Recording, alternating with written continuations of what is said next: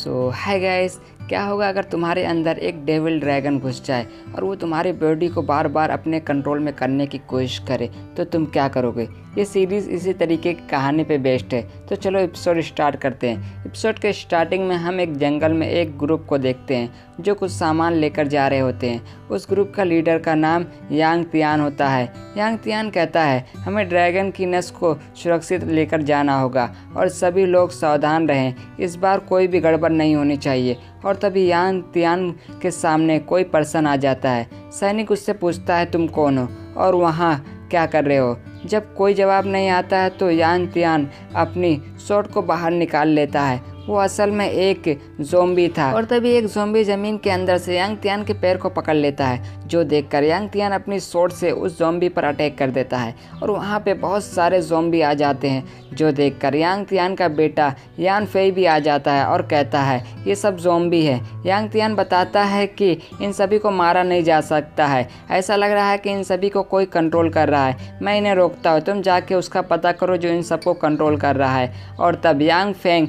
उस गाड़ी पे चढ़ जाता है और अपनी पावर से उसका पता करने लगता है, लेकिन उसे कोई भी नहीं दिख रहा था और यांग तियान उन ज़ॉम्बी को मार रहा था। वो ज़ॉम्बी पावरफुल नहीं थे, लेकिन वो तादाद में बहुत ज़्यादा थे और वो मर भी नहीं रहे होते हैं। यांग तियान कहता है हुआंग स्टोन को तैयार करो। एक सैनिक उस हुआंग स्टोन को लेकर खड़ा हो जाता है और यांग तियान उन ज़ॉम्बी को मार रहा था, लेकिन ज़ॉम्बी ख़त्म होने के नाम ही नहीं ले रहे होते हैं और कुछ ज़ॉम्बी उस सैनिक पर अटैक कर देते हैं जो हुआंग स्टोन को लेकर खड़ा था। लेकिन यांग तियान उन ज़ॉम्बी को मारकर सैनिक को दूर करके गाड़ी पे फेंक देता है। यांग तियान सोचता है ये ज़ॉम्बी काफ़ी स्लो काम कर रहे हैं, ऐसा लग रहा है जो इन्हें कंट्रोल कर रहा है वो यहाँ से काफ़ी दूर है। और हुआंग स्टोन भी एक्टिवेट हो जाता है, जिससे एक काफ़ी ज़्यादा रोशनी निकलती है और यांग तियान अपने ड्रैगन अटैक को उन ज़ॉम्बी पर कर देता है, जिसकी वजह से वो ज़ॉम्बी भी ख़त्म हो जाते हैं। यांग तियान यान फेई से पूछता है क्या वो पर्सन मिला, लेकिन यान फेई को कोई भी नहीं मिला होता है। यान फेई कहता है ऐसा लग रहा है कि वो अपने ऑरा को छुपा रहा है और तभी उन्हें एक बच्ची की आवाज़ सुनाई देती है। यान फेई कहता है ये जिन की आवाज़ लग रही है, असल में जिन यान फेई का छोटा भाई है। यान तियान कहता है शांत रहो, उसकी आवाज़ और तेज़ हो जाती है, जो सुनकर यान फेई कहता है ये रियल में जिन की ही आवाज़ है। जिन किसी को दूर रहने के लिए कहता है, जो सुनकर यान फेई जिन के पास जाने लगता है। यान तियान उनको मना करता है जाने के लिए, लेकिन यान फेई चला जाता है और तभी यान तियान पर कोई अटैक कर देता है, लेकिन यान तियान उस अटैक को डिस्ट्रॉय कर देता है। और तभी वहाँ पे एक पर्सन आ जाता है। वो पर्सन कहता है उस ड्रैगन की नस को हमें दे दो, लेकिन यान तियान मना कर देता है, जो सुनकर वो पर्सन एक पावरफुल अटैक कर देता है यान तियान पर, लेकिन यान तियान उस अटैक से बच जाते हैं। यान तियान उस पर्सन से पूछता है तुम लोग कौन हो और तुम लोगों को ये ड्रैगन की नस क्यों चाहिए। वो पर्सन कहता है तुम्हें जानने की कोई ज़रूरत नहीं है, ड्रैगन की नस हमें दे दो और मैं अभी भी तुम्हें और तुम्हारे बेटे को जिंदा जाने दूंगा। लेकिन यान तियान लड़ने के लिए रेडी हो जाता है, जो देखकर वो पर्सन कहता है जैसे तुम्हारी इच्छा। और यान तियान देखता है कि उसके हाथ पे एक तिल है। यान तियान कहता है ये वही है और तभी यान तियान के पीछे से दो लोग शॉट घुसा देते हैं और हमें दूसरी तरफ जिन को दिखाया जाता है, जो एक लालटेन लेकर यान तियान को ढूंढ रहा होता है। और एक गुफा के अंदर से कोई कहता है मैं बहुत ही लंबे समय से तुम्हारा इंतज़ार कर रहा था, जो सुनकर जिन कहता है कौन मुझसे बात कर रहा है। और वहाँ पे कुछ बेट जिन के पीछे पड़ जाती हैं। जिन उससे बचकर भागने लगता है और एक अजीब सी जगह पर आ जाता है। जिन कहता है ये कौन सी जगह है। तभी उसके पीछे से एक ड्रैगन उसका नाम लेता है, जो सुनकर जिन पीछे देखता है और बहुत ही ज़्यादा डर जाता है। इस ड्रैगन का नाम ब्लैक सोल है।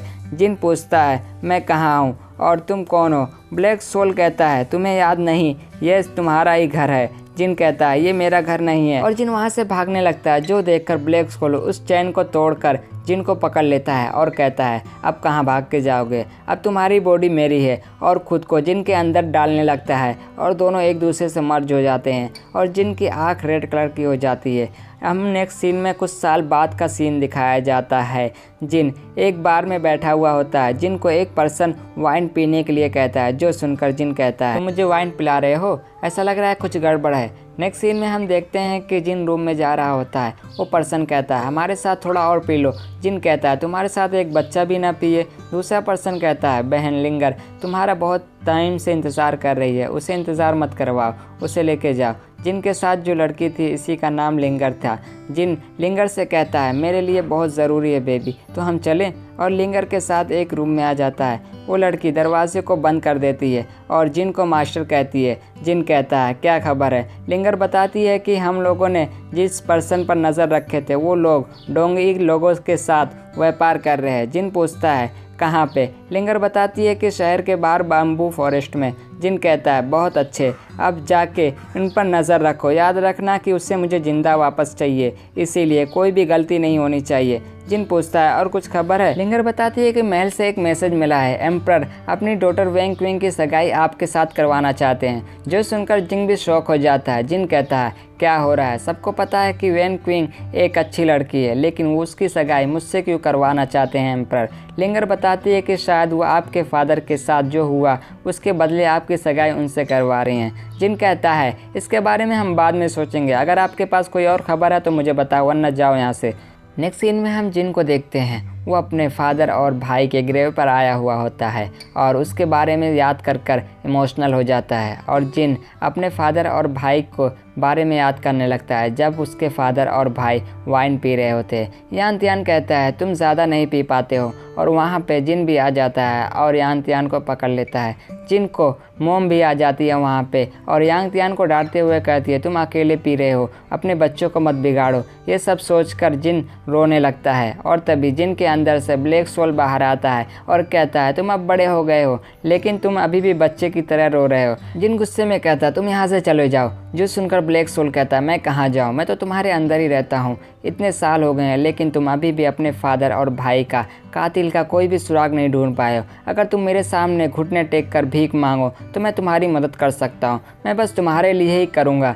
जिन कहता है तो मुझे बताओ।